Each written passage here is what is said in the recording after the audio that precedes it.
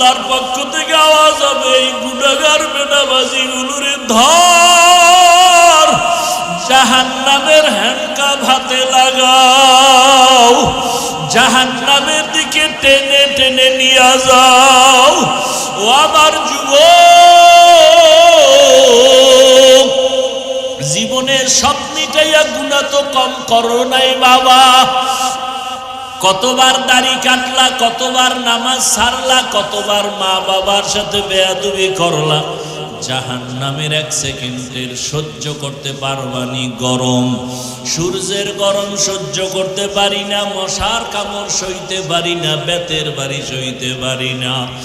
ওরে গুনাহ নিয়া কবরে গেলে দুই পার্শ্বের মাটির চাপ কেমন করে সহ্য করবা? জাহান্নামের আগুনের গরম কেমন করে সহ্য করবা রে বাবা? কই, তোমার থেকে তো বড় বাহাদুর নমরুদ থাকতে তো পারলো না। তোমার থেকে কত ক্ষমতার বাহাদুরি করতো ফেরাউন, কই বাঁচতে তো পারলো না। তোমার থেকে কত বড় বড় বাহাদুর, টাকার বাহাদুরি, ক্ষমতার বাহাদুরি করলো নমরুদ, হামান, কারুন, সাদ্দাত, আবু জাহাল, আবু লাহাব। ওদের নাম নিশানা সব বিলীন হয়ে গেল। চোখের সামনে দেখো না কত টাকাওয়ালা ধ্বংস হয়ে গেল, কত বাড়িওয়ালা ধ্বংস হয়ে গেল, কত ক্ষমতাওয়ালা ধ্বংস হয়ে গেল। আমার মাওলার কোরআন তো থাকিয়াই গেল। আমার মাওলার কোরআন যারা মানিয়া চললো তাদের সুনাম তো এখনো আছে। এরা কবরে গিয়াও কত সম্মান। ও আল্লাহর বান্দারা, আজকে নামাজ পড়ার কারণে তো না খাইয়া মরে যাই নাই, নবীজির সুন্নাত অনুযায়ী চলতে গিয়ে তো সম্মান কমে নাই। এখনো পায়ে হাত রেখে বলি তওবা করে ফিরে যাও। মনে মনে আল্লাহকে বলো, আর নামাজ ছাড়বা না, দাড়ি কাটবা না, বেপরদায় চলবা না। মা বাবার দোয়া নিয়া, শিক্ষকের দোয়া নিয়া, উলামায়ে কেরামের দোয়া নিয়া নবীজির আদর্শ মেনে চলবা। ও পর্দার আড়ালের মা বোনেরা, আপনার মতো কত মা কত বোন পর্দা করে, স্বামীর মাল হেফাজত করে, নামাজ পড়ে, মোবাইলে সময় নষ্ট করে না। আপনারা কেন পারবেন না? তওবা করেন, একটা আদর্শবান সন্তান দুনিয়াতে রেখে যান, কোরআন শিখায় যান। আপনার সন্তানের ব্যবহারে কখনো যেন আলেম ওলামা কষ্ট না পায়, আপনার সন্তানের আচরণে যেন কখনো মুরব্বী শিক্ষক কষ্ট না পায়। এমন সন্তান রেখে যাবেন, ডাক্তারি করবে, কোরআন তেলাওয়াত করবে, নামাজ পড়বে, মা বাবার জন্য দোয়া করবে। আল্লাহর কাছে তওবা করেন, বাবাজিরাও তওবা করেন। আপনার মতো কত বুড়ারা দাড়িওয়ালা মসজিদে গিয়া নামাজ পড়ে, আপনি কেন পারেন না? যুবক বাবা, তওবা করে নাও। কত আর বাহাদুরি করবা? চোখের সামনে কত যুবকের লাশ চলে গেল, কত যুবকের জানাজা পড়ায়া কবরে রাখলাম, এখনো কি হুশ হবে না? তওবা করো আর মনে মনে আল্লাহকে বলো, দয়ার মালিক, আর নামাজ ছাড়বো না, দাড়ি কাটবো না, বেপরদায় চলবো না। উলামায়ে কেরামের পরামর্শ, দোয়া নিয়া, মা বাবার দোয়া নিয়া, শিক্ষকের দোয়া নিয়া নবীজির আদর্শ মতে চলবো। তওবা করার মতো যদি নিয়ত হয়, মুনাফিকি যদি না থাকে, খাঁটি তওবার নিয়তে দুটো হাত আমার মাওলাকে দেখায়া দাও। আয় আল্লাহ, আমাদের হাতগুলো কবুল করে নেন, তওবা কবুল করে নেন, তওবার উপরে মজবুত হইয়া চলার তৌফিক দান করেন। ওয়ামা আরসালনাকা ইল্লা রাহমাতাল লিল আলামিন। হে রাসূল করিম সাল্লাল্লাহু আলাইহি ওয়াসাল্লাম, আপনাকে দুনিয়াতে আমি পাঠাই নাই। হ্যাঁ, পাঠিয়েছি জগৎ সমূহের রহমত করে। ডাইরেক্ট বললেই তো হইতো, আপনাকে রহমত করে জমিনের মধ্যে পাঠাইলাম। প্রথমে বললেন আপনাকে পাঠাই নাই, এরপরে বললেন হ্যাঁ, আপনাকে জমিনে আমি আল্লাহ প্রেরণ করেছি। ঘুরাইয়া বললেন কেন? সারা দুনিয়ার মানুষকে আল্লাহ বুঝাইয়া দিলেন, আমার নবী পুরাটাই রহমতের এক চাদর। ভালো করে বুঝে নাও, রহমত ছাড়া নবীর মধ্যে কোনো গজব নাই।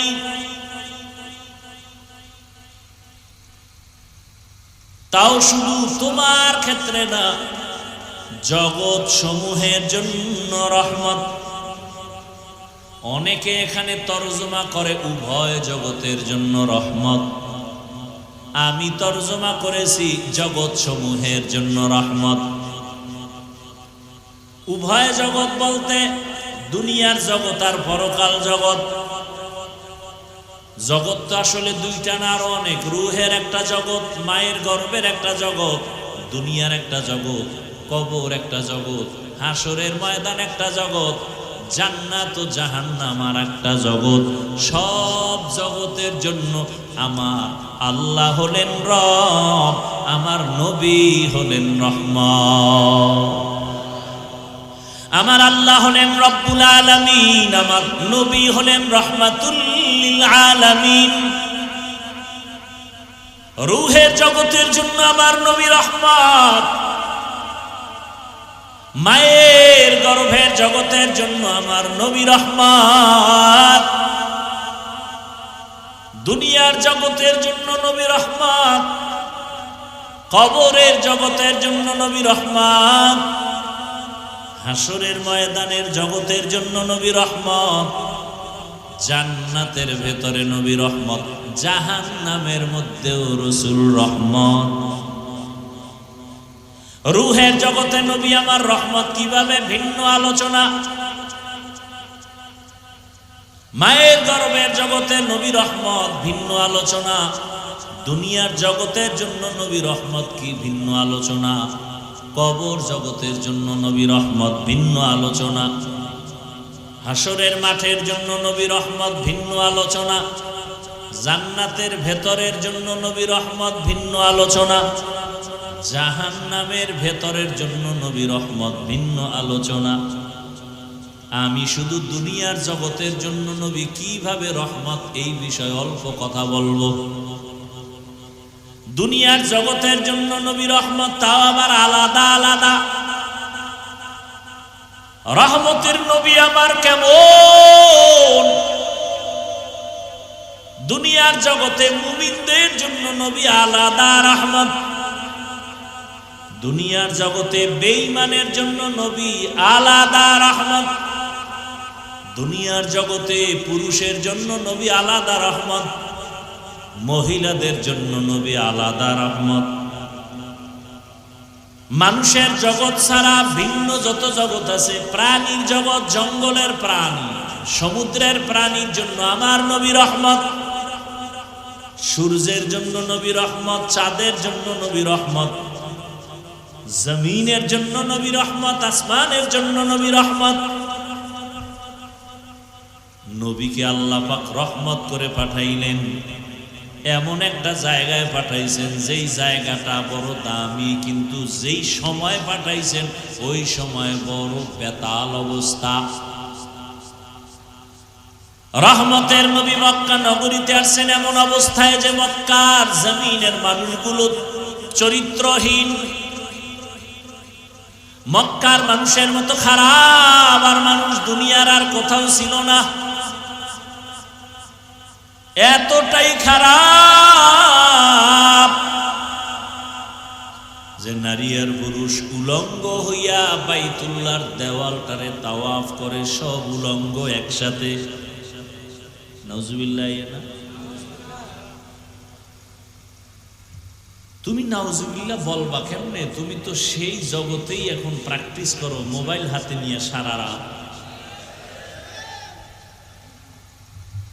ঘরে ঘরে ঘরে ঘরে, রুমে রুমে রুমে রুমে জেনা চলে, জেনা। ছেলে ঘরের এক রুমে ঘুমায়, মোবাইলে জেনা। মেয়ে আর এক রুমে ঘুমায়, মোবাইলে জেনা। বাবা এক রুমে, মোবাইলে জেনা। চোখের জেনা, কানের জেনা, জবানের জেনা, অন্তরের জেনা। যেই গুনাহ ঘরে ঘরে চলছে, উচিত ছিল ঘুমের মধ্যে ঠাডা ভরা, উচিত ছিল ঘুমের মধ্যে চেহারা শুকরের মতো হয়ে যাওয়া। শুধু মুহাম্মদের উম্মত হওয়ার কারণে আল্লাহ হেফাজত করেছেন। ইমামুল আউয়ালিন আল আখিরিন বহরে সাদকা রাহমাতাল লিল আলামিন সাইয়্যিদুল কাউনাইন খাতমুল মুরসালিন আখির আমদ বুদে ফখরুল আউয়ালিন। মক্কার মানুষগুলো উলঙ্গ হইয়া নারী আর পুরুষ একত্রে বাইতুল্লাহর দেওয়াল তাওয়াফ করে। কতটা খারাপ!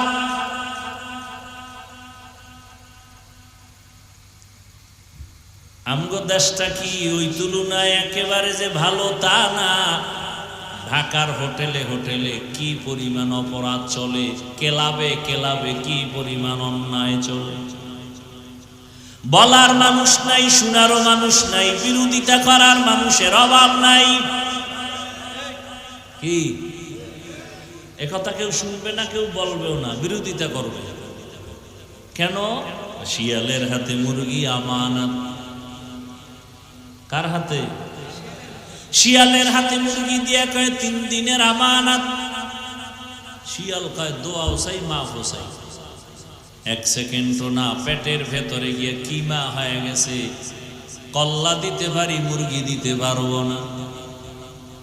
শিয়ালের হাতে মুরগি দিলে যা হবে, মাদ্রাসা মসজিদের আর ধর্মের চাবি সুদখোর ঘুষখোর আর বেনামাজির হাতে দিলে তো তাই হবে। ধর্মের চাবি সুদখোর ঘুষখোরের হাতে দিছে কে? জিবরাইল। কে দিছে? কারা? আমরা বলতে লজ্জা লাগে, ভোটের আগের রাত্রে চোরের মতো গোপনে পায়খানার নামে টাকা খাইছো, তখন আর লজ্জা লাগে নাই? বাথরুমে গিয়া 10 গ্রাম পায়খানা খাইও, এরপরে পাগলা পীরের বাজারে যাইয়া হালাল সাবান দিয়া কুলি করিও, গন্ধ থাকবে না। কিন্তু যারা ভোটের আগের রাইতে টাকা খাইছো, জাহান্নামের আগুন ছাড়া গন্ধ যাবে না। নিজে খাইছো হারাম হারাম হারাম। পায়খানা খাইলে এতটা আল্লাহ বেজার হইতেন না। এই টাকা খাইছো যারা, এদের উপর আল্লাহ যেই পরিমাণ বেজার। আমার ওয়াজে হেদায়েত এত সোজা, তাই তো আগামীতে এমপি আমি। কি ও কইয়েই যাইতে পারবা, কপালে নাই। এত সোজা না, এত সোজা না। তুমি না আমি না, চিনি না আমি কে তুমি কে। মাওলায় তো চেনে, আমি টুপিওয়ালা কোন ভেজাল্লা হুজুর। মাওলায় ভেজাল্লা হুজুরের হাতে ইসলামের ক্ষমতা দিবেন না। তুমি বেনামাজির হাতে তো প্রশ্নই উঠে না। খুব সাবধান, এত মজা মাইরো না।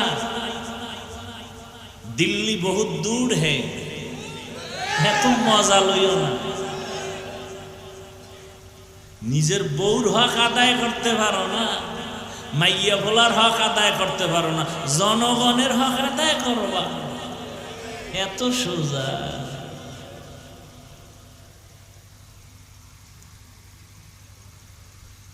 হায় হায় হায় হায়, বড় কঠিন হালাত।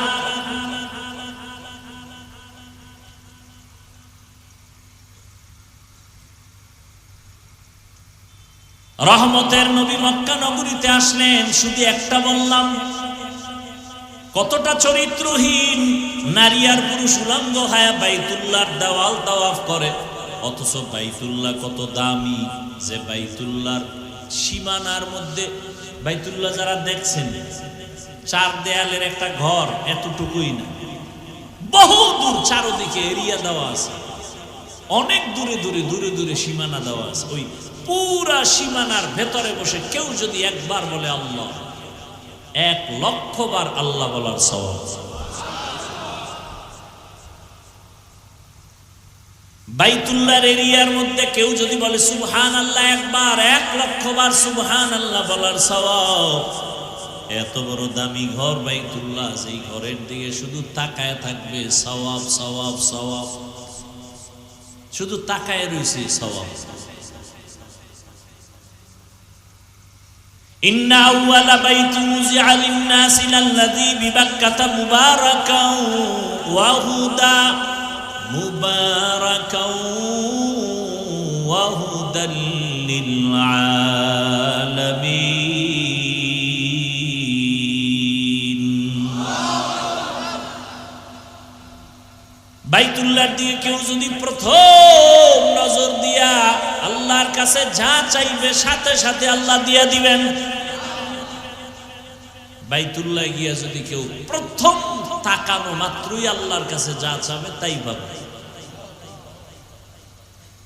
সেই বাইতুল্লাহর পার্শ্বের মানুষগুলো কত খারাপ, কোন পশু জবাই কইরা রক্ত লাগায় বাইতুল্লাহর দেওয়ালে, মনে করে কোরবানি কবুল।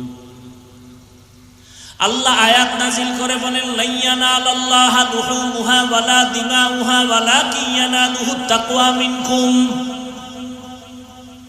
আর কত খারাপ মক্কার মানুষ, মেয়েদের পছন্দ করে না, মহিলারা মাসে অসুস্থ হয়ে গেলে বিছানা আলাদা করে দেয়, কন্যা সন্তান আসলেই মা বাবায় দরজা লাগায় দেয়, লজ্জায় বাজারে যায় না।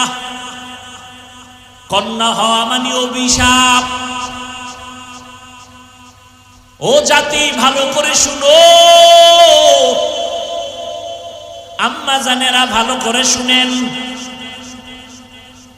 চান্দাবাজার ধান্দাবাজ চরিত্রহীন লম্পটের স্লোগানের পেছনে দৌড়াইয়েন না। যারা বলে ইসলাম নারীর সম্মান দেয় নাই, এরা চরিত্রহীন লম্পট। এরা নারীদের রাস্তায় নামাইয়া চায় জেনা করার সামগ্রী বানাবে। বাংলাদেশটারে জেনার আড্ডাখানা বানাতে চায়, পুরা দেশটাকে প্রস্কোয়াটার বানাতে চায়।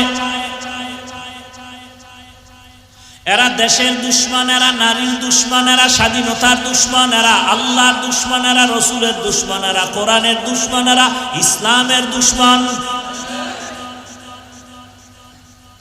ভালো করে শুনে, মক্কার মানুষগুলো কন্যা পছন্দ করে না, ছেলে হলে ঈদের আনন্দ করে, মেয়ে হলে দরজায় তালা লাগায় দেয়, বিধবা নারীদের সমাজের বাইরে ফেলে দেয়। নারী মানি অভিশাপ। রহমতের নবী সেই জমিনে আসেন, আসা মাত্র পরিবর্তন শুরু হয়ে গেল। কেমন নবী? বলে বিশ্ব নবী, শ্রেষ্ঠ নবী। বলে কেমন শ্রেষ্ঠ? কয় তুই যেদিকেই আঙ্গুল দেখাবি সেদিকেই নবী শ্রেষ্ঠ। জ্ঞানের বেলায় নবী তুলনাহীন, দৈহিক গঠনের বেলায় নবী তুলনাহীন। নবীজির চেহারা এত সুন্দর, একটা নজর দিবে একবার, মোহব্বতের নজর দিলেই জাহান্নামের আগুন হারাম। কেমন মায়ার নবী আমার! কেউ যদি ভক্তি ভরে একটা নজর দেয়, 7 দিনের ক্ষুধা পেটে থাকে না। কেমন রহমতের নবী!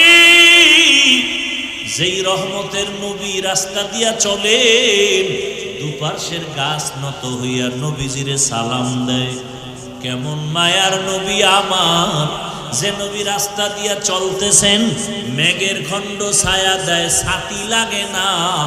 নবীর শরীরে সূর্যের গরম লাগে যেন কষ্ট না হয়, মেঘের খণ্ড ছায়া দেয়। নবীজির শরীর মোবারকে মশা মাছি পড়ে না, হারাম। নবী যেখানে কদম দেয়, ওখান থেকে দীর্ঘ বছর শুধু মিশকের ঘেরান। আম্মা জান আয়েশা রাদিয়াল্লাহু আনহা বলেন, নবীজির ঘাম বোতলে ভরে রাখতাম আর আমরা আতর হিসাবে ব্যবহার করতাম।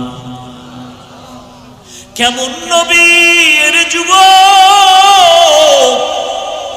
চিনলি না সেই নবী আমার, যিনি তার হায়াতে কোনোদিন একটা মিথ্যা কথা বলেন নাই, কোনোদিন একটা গালিও নবীজি কাউকে দেন নাই। হাজারো গালি মানুষ দিছে, নবী একটা গালির জবাবও দেন নাই। কেমন ধৈর্য ধারণ করনেওয়ালা নবী! জীবনে নবীজি চোখ দুইটা গরম করে কারো দিকে তাকান নাই, গরম চোখে তাকান নাই। সেই নবীর উম্মত আমরা। কেমন মায়ার নবী আমার,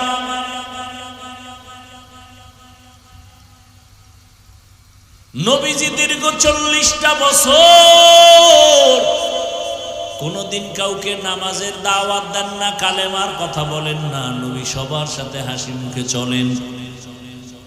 সব বেঈমানের অন্তরে নবীকে ঢুকায় ফেলছে। নবীর ব্যবহার এত সুন্দর, রহমতের নবী 40 বছর পর্যন্ত কারো কাছে গিয়ে কোনো দাওয়াত দেন না। 40 বছর পরে আল্লাহ কোরআন নাজিল শুরু করলেন, নবী এবার দাওয়াত শুরু করলেন। নবীজি কত সুন্দর, নবীজির শরীরের শক্তি কত বেশি। সারা দুনিয়ার মানুষ একদিকে, রহমতের নবী ভিন্ন। সারা দুনিয়ার মানুষের মেধা এক জায়গায়, রহমতের নবীর মেধা এক জায়গায়। সারা দুনিয়ার মানুষের সব যৌবন এক জায়গায়, রহমতের নবীর যৌবন ভিন্ন জায়গায়। এই নবীর যৌবন কত বেশি, শারীরিক শক্তি কত বেশি।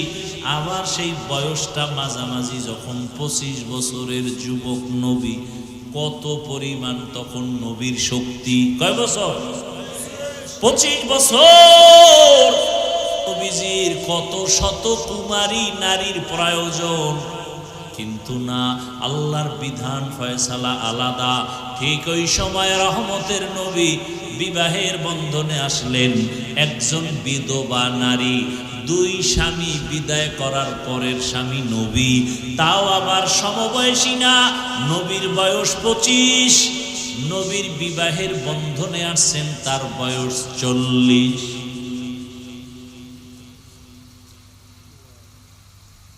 তাও আবার নিঃসন্তান না, 2 সন্তান আগে হয়ে গেল।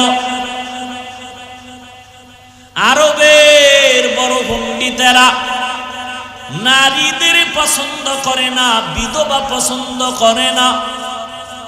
সৃষ্টির শ্রেষ্ঠ নবী, জীবনের ভরা শক্তি রহমতের নবী, 25 বছর। ওই সময় এক বিধবা নারী, তাও আবার বয়স 40 বছর, নবী তাকে বিবাহ করলেন। 2 জন স্বামী চলে গেল, আবার সন্তানও 2-এর অধিক হয়ে গেল। এই নবী বিবাহ করলেন খাদিজা রাদিয়াল্লাহু আনহা।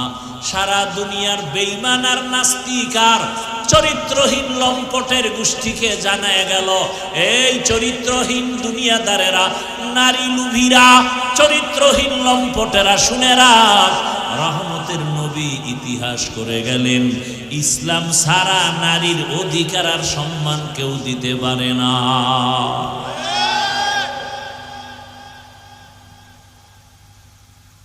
এবার আসেন এরপরে কন্যা।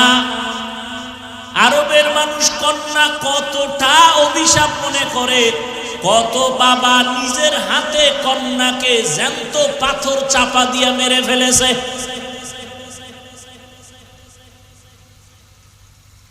কতটা খারাপ ছিল মানুষ। এখনো আমার সোনার বাংলায় কিছু কুলাঙ্গারের বাচ্চা আছে, কন্যা সন্তান পছন্দ করে না। নাই এরকম কুলাঙ্গার? ছেলে হলে খুশি হয়, কন্যা হলে কষ্ট পায়। অথচ রহমতের নবী, তুলনাহীন আমার নবী, রহমতের নবীর এই মা খাদিজার গর্ভ থেকে 4টা কন্যা সন্তান আল্লাহ দান করলেন। কয়টা?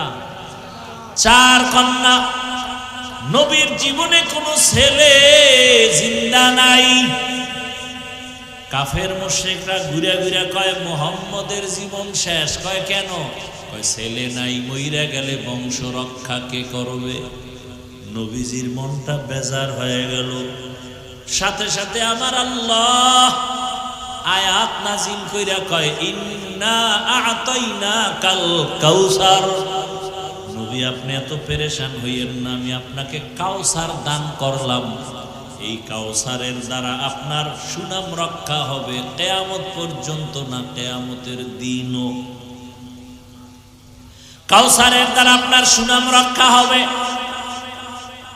রহমতের নবী বলেন, আমি এত বড় শক্তিওয়ালা ক্ষমতাওয়ালা, অথচ আমার একটা ছেলেও নাই, আমি 4 কন্যার বাবা। বিশ্ব নবী তুলনাহীন, ওই রহমতের নবীর কোনো ছেলে নাই, কয় কন্যা? 4 কন্যার বাবা। নবী বললেন, আরবের বেঈমানেরা কন্যা পছন্দ করে না, আর আমার মাওলা বিধান দিয়া গেলেন কন্যাই আমার জীবনের আসল। আমি মুহাম্মদের 4 কন্যা, শুধু তাই না, শুনে নাও জাতি ভালো করে, যারা একটা কন্যার বাবা হইবা তুমি একটা জান্নাতের মালিক। যেই মা বাবা 2টা কন্যা পেয়েছো, 2টা জান্নাতের মালিক। যেই মা বাবা 3 কন্যা পাইছো, 3টা জান্নাতের মালিক হয়ে গেছো। রহমতের নবী কন্যাদের লালন পালনের নিয়ম শিখায় গেলেন। আজও পর্যন্ত নবীর বংশ যে বেঁচে আছে তাও কন্যাদের দ্বারা, ছেলেদের দ্বারা না। অতএব এখানেও বুঝায় গেলেন ইসলাম ছাড়া নারীর অধিকার দেয় না। আরবের মানুষ কন্যা পছন্দ করে না, আমার নবীকে আল্লাহ কন্যা দিয়া রাখলেন, ছেলে দিলেন না। জবাই করা বন্ধ করায় দিলেন, সমাজে নারীদের দাম বাড়ায় দিলেন, নারীর মর্যাদা বেড়ে গেল। কেমন? পুরুষ বিনা হিসাবে যদি জান্নাতে যেতে চাও, শাহাদাতের ময়দানে কাফেরের বিরুদ্ধে যুদ্ধ করে গলা ছেড়ে দাও, কেটে দাও। মহিলারা, তোমার কষ্ট করা লাগবে না। তুমি যদি বাচ্চা গর্ভে নাও মা, তোমার বাচ্চা গর্ভে নিয়া তুমি 1 রাত্র ঘুমাইতে পারো না, এই বাচ্চা তোমার পেটে গিয়া কষ্ট দেয়। কত মা বাচ্চা পেটে নিয়ে ঘুমাইতে পারে না, কান্না করে রাত কাটায়। রহমতের নবী কয়, ওই মহিলা কদরের রাতের ইবাদতের সওয়াব আল্লাহ দিয়ে দিবে। আতিনা ফি দারে দুনিয়া না হাসান, আতিনা ফি দারে উকবা না হাসান। আম্মাজান বাচ্চা গর্ভে ধারণ করলেন, দিনের বেলা কষ্ট করে খানা খাইতে গিয়েও খেতে পারে না, পেটের মধ্যে বাচ্চা লাথি মেরেছে, মা কান্না করেছে। রহমতের নবী বলেন, তোমার ওই দিনগুলো রোজার সমান সওয়াব আল্লাহ দিয়ে দিবেন। বাচ্চা প্রসবকালে আম্মাজানের কত কষ্ট,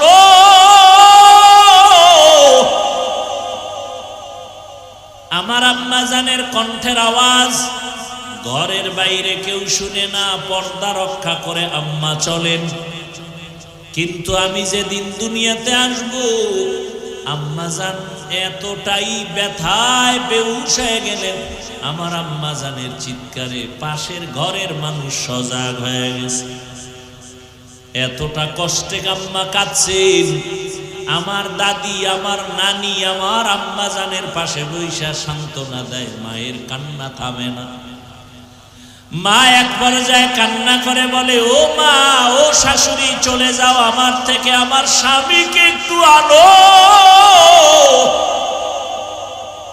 আব্বাজানকে ডাকলেন, ডাইকা আব্বাজানের হাতটা জড়াইয়া ধইরা মা শুয়া শুয়া কান্না করে বিদায় নেয়। আর কয়, স্বামী, তোমার ঘরে আইসা মন ভইরা খেদমত করতে পারি নাই, মাফ করে দাও, মইরা গেলে দাবি রাখবা না। আব্বাজান বলে, কাঁদো কেন? কয়, প্রসব বেদনায় কত নারী মইরা গেছে, আমার মনে হয় 7 আসমান আমার মাথায় চেপে আছে, সহ্য করতে পারি না সন্তানের ব্যথা। আম্মাজান এই কথা বলায় বাবাও কান্না শুরু করলেন।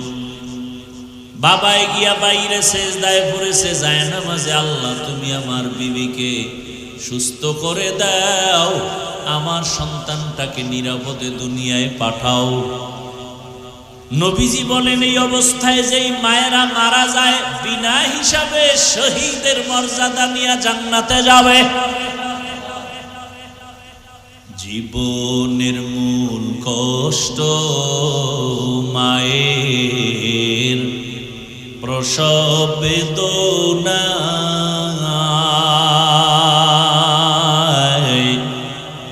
সাত আসমান সাত জমিন তখন মায়েরই মাথায়।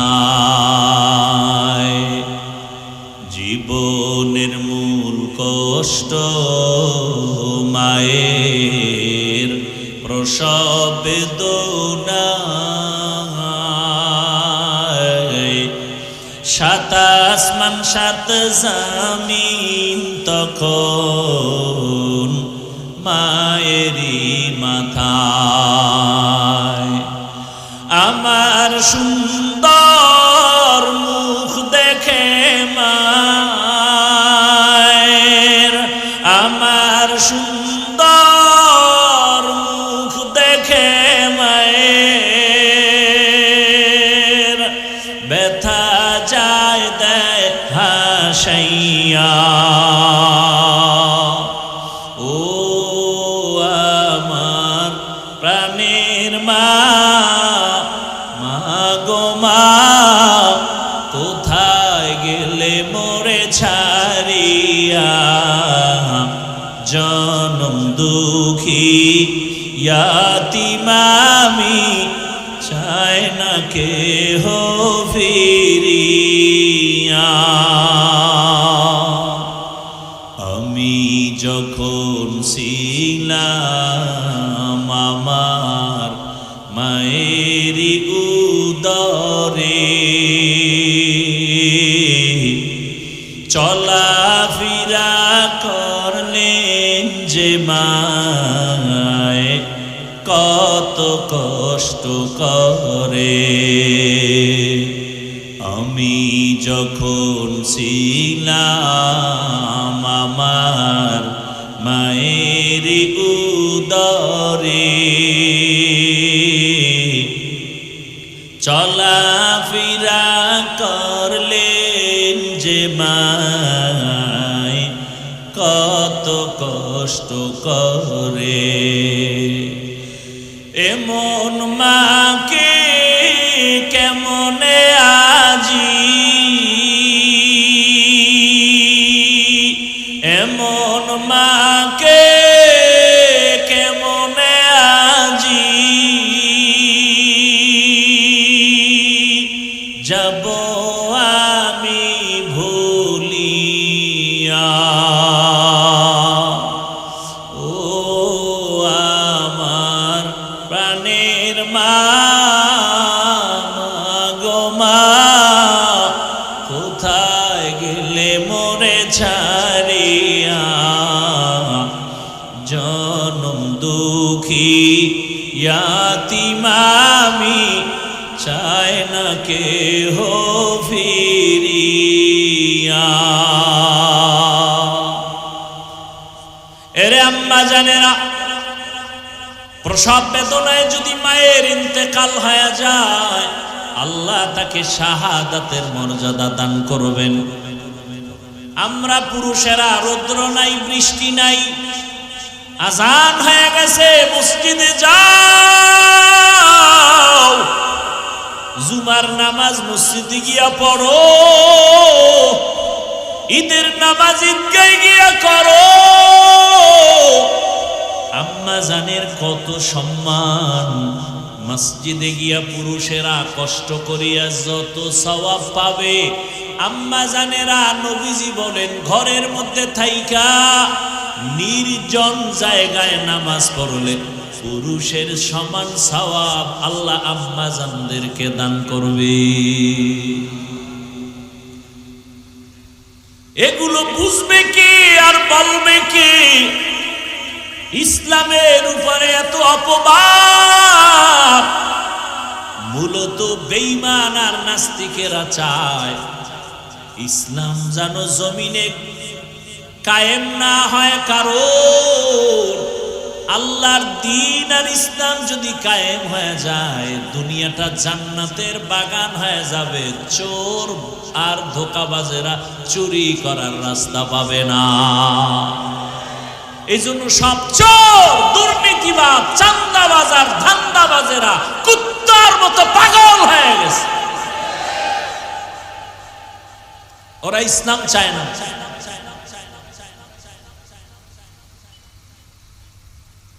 কারণ ওরা জানে ইসলামই শান্তি দিতে পারে। জানার পরে ওরা মানবে না। কেন? মানলে ওদের চাঁদাবাজি ধান্দাবাজি বন্ধ হয়ে যাবে। রহমতের নবী এসে কন্যাদেরকে সম্মান বাড়ায় দিলেন। এরে পর্দার আড়ালের আম্মা জান,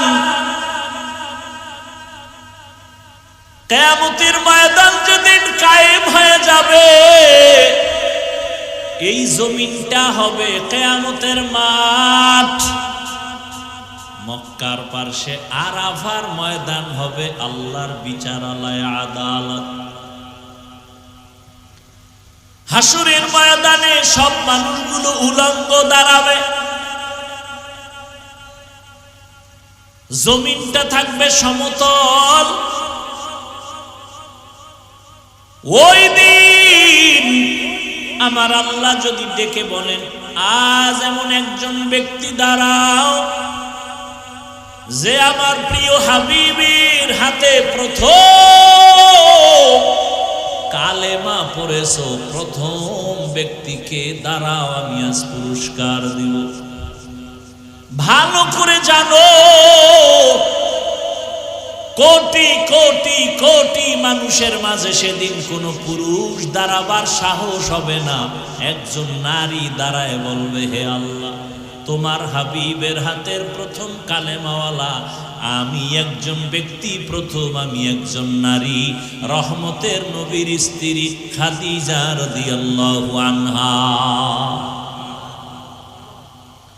হাসরের ময়দানে যদি আমার আল্লাহ বলেন, আমার রাসূলের দ্বীনকে জীবিত রাখার জন্য প্রথম বেঈমানের মোকাবেলায় কে জীবন দিয়ে শহীদ হয়েছো, একজন পুরুষও দাঁড়াতে সাহস পাবে না। এক নারী দাঁড়ায় যাবে, দাঁড়াইয়া বলবেন, হে মালিক, ইসলামের পতাকা উড্ডীন করার জন্য প্রথম রক্ত ঝরাইছি আমি একজন নারী, সুমাইয়া রাদিয়াল্লাহু আনহা। আল্লাহ যদি বলেন, আমার দ্বীন হেফাজতের জন্য কে জন্মভূমি ত্যাগ করে প্রথম হিজরত করেছো, প্রথম যে হিজরত করেছো, দাঁড়াও। একজন পুরুষও দাঁড়াতে পারবে না।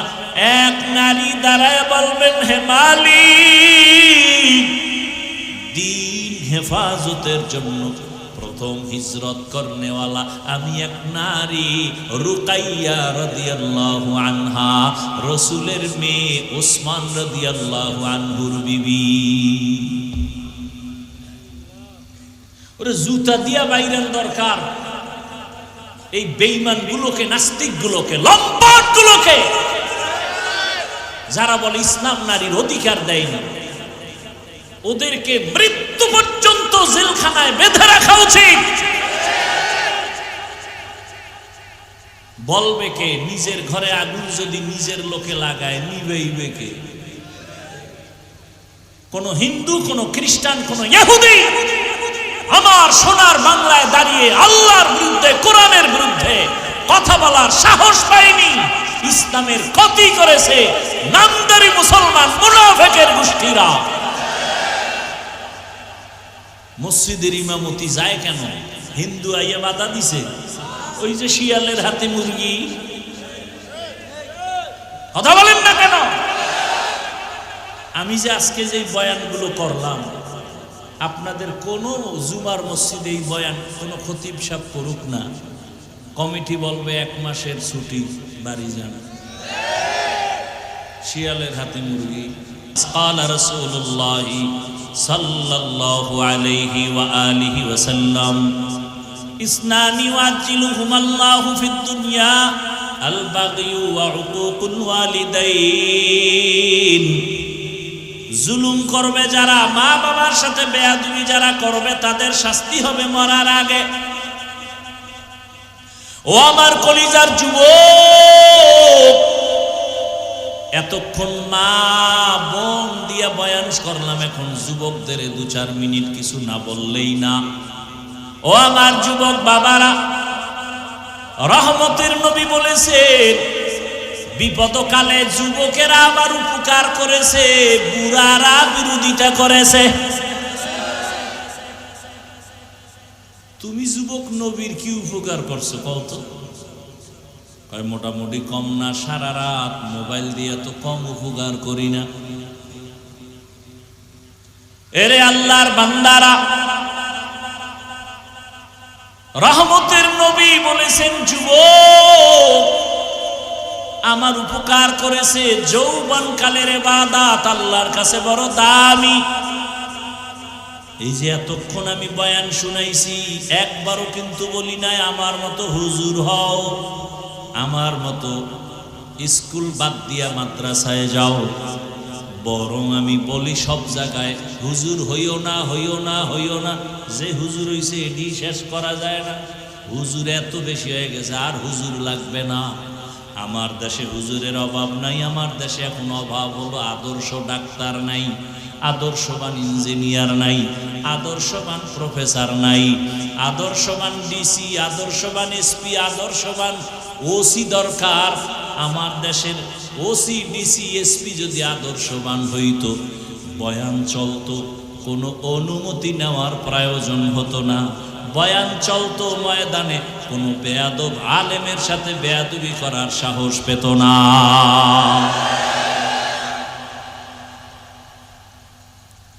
আদর্শবান ডাক্তার হও, আদর্শবান ইঞ্জিনিয়ার হও, আদর্শবান প্রফেসর হও।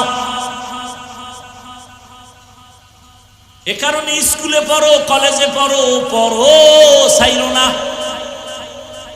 দোয়া করে গেলাম, ডাক্তার হও, ইঞ্জিনিয়ার হও, প্রফেসর হও, ডিসি হও, এসপি হও, তবে ছোট্ট একটা দাবি, বেয়াদব হইও না। খবরদার, বেয়াদব হইও না। কথার 3 কথা। মা বাবার সাথে বেয়াদবি করবা না, শিক্ষকের সাথে বেয়াদবি করবা না, আলেমদের সাথে করবা না। যদি করো, মরার আগেই জীবন শেষ।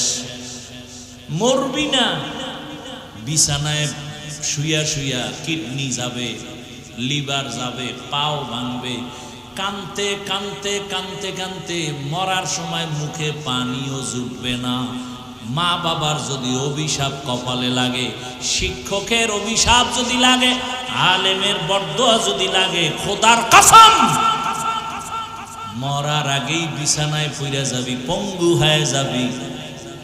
অনুরোধ করে বলছি, ডাক্তার হও, বেয়াদব হইও না, ইঞ্জিনিয়ার হও, বেয়াদব হইও না। যদি ডাক্তার বেয়াদব মার্কা হও, লেখা রাখবি তাসলিমার মতো জুতা খাইয়া পালাতে হবে।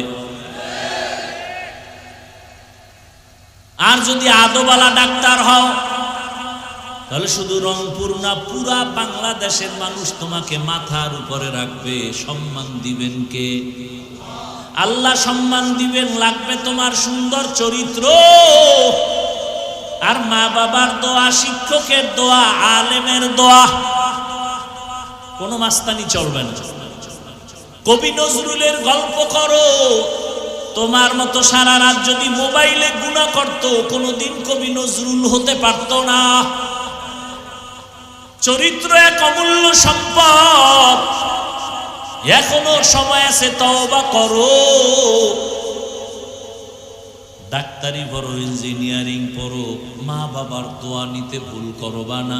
তবে এ কথাটাও লিখে রাখো পারলে, কোনো মা বাবা সন্তানের জন্য কখনো বরদোয়া করে না। শিক্ষক ছাত্রকে বরদোয়া দেয় না, আলেম উম্মতের বরদোয়া দেয় না, কিন্তু অটোমেটিক যখন কষ্ট দিলে লাইগা যায় তখন একটা নিঃশ্বাস বের হয়ে যায় অটোমেটিক।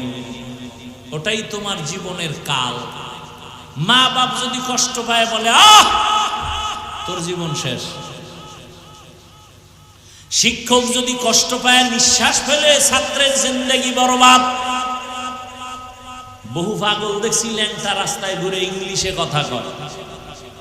পাগল আবার ইংরেজি শিখছে। খুঁজা টুইজা দেখলাম না না, ভালো ছাত্র ছিল, বেয়াদবি কইরা পাগল হয়ে গেছে। বহু পাগল দেখছি আরবিতে কথা কয় রাস্তায়, ল্যাংটা পাগল।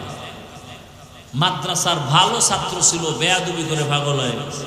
এ পাগল হইতে কি লাগে? একটা তার ছিঁড়লেই তৈরি, তার ছেড়ে না, এর মধ্যে কত পাগল হয়ে যায়। খালি একটু পানি খায়, পানি বোতল লইয়া একটু ফ্রি পানি পান করছে, নাম হইল মদ। পান কইরেই লঙ্গি ঠিক নাই, বৌরে মা কয়। নাকি আপনাদের দেশে কেউ মদ পান কইরা জিকির টিকির করছে? হ্যাঁ, তাহলে শুধু একটু পানি পান করলেই যদি পাগল হয়ে যায়, আর মাওলায় যদি খালি একটা তার আউলায় দেয়, ওর জীবন শেষ।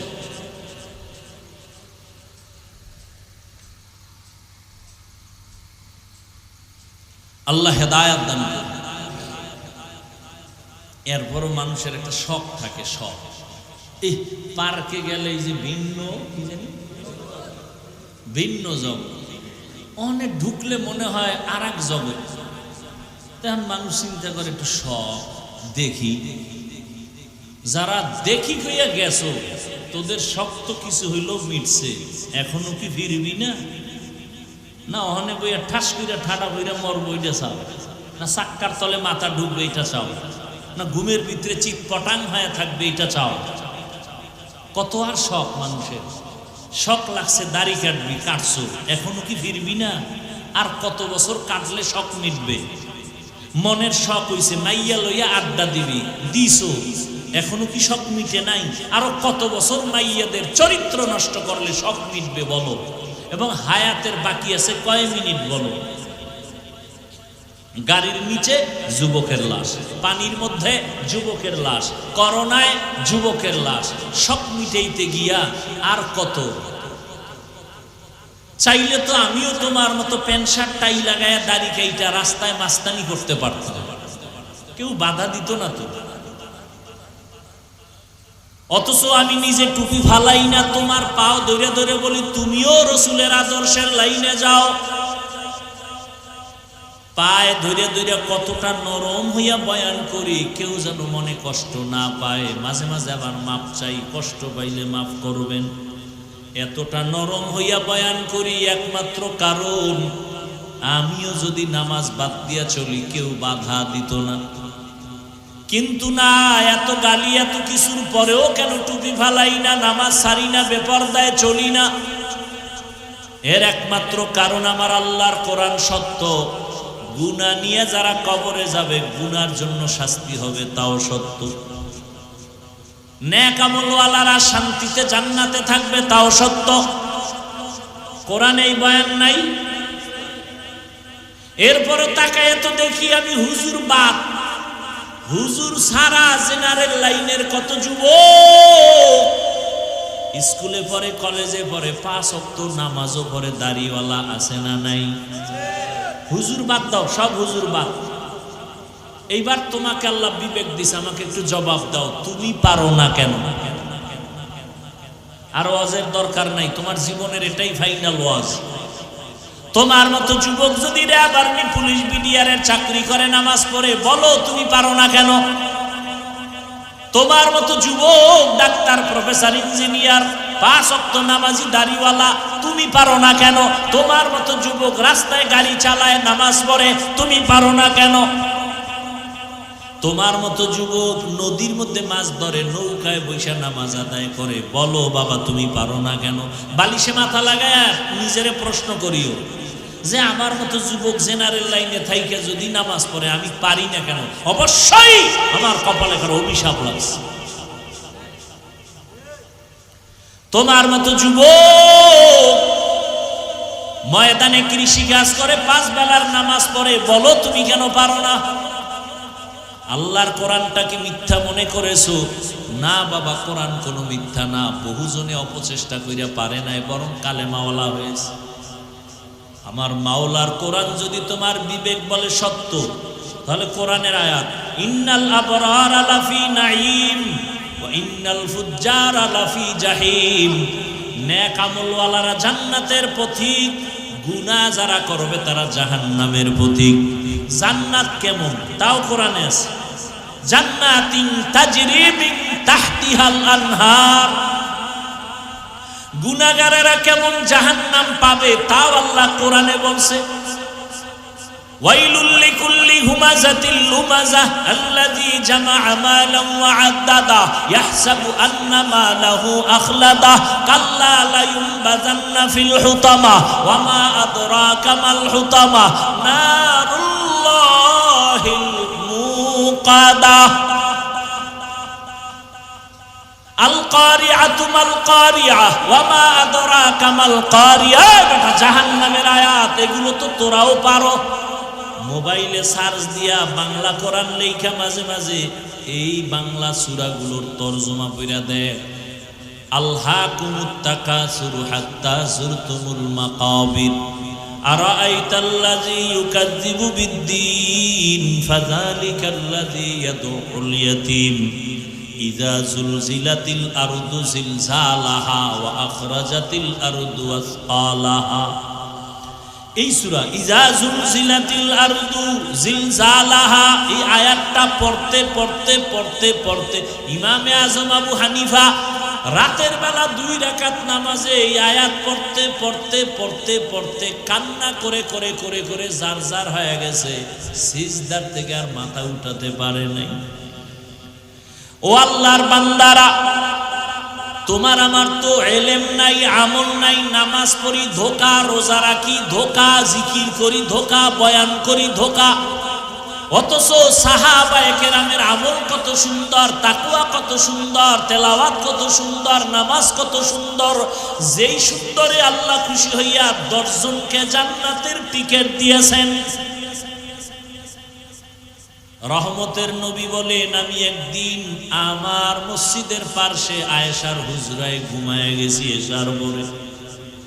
কষ্ট হয়? নবী বলেন, আমি ঘুমায় যাইতেছি। ও পর্দার আড়ালের আম্মা জানেরা, ও বৃদ্ধ বাবাজি, যুবক বাবারা, নবী বলেন আমি ঘুমায় গেছি রাতের বেলা। আমার চোখ যদিও ঘুমায়, আমার দিল ঘুমায় না। আমার মাথার পার্শ্বে মসজিদে নববী, পার্শ্বে আবার একটা বেড়া। আয়েশার হুজরে আমি ঘুমায় গেলাম। হঠাৎ ঘুমের মধ্যে আমার কান সজাগ।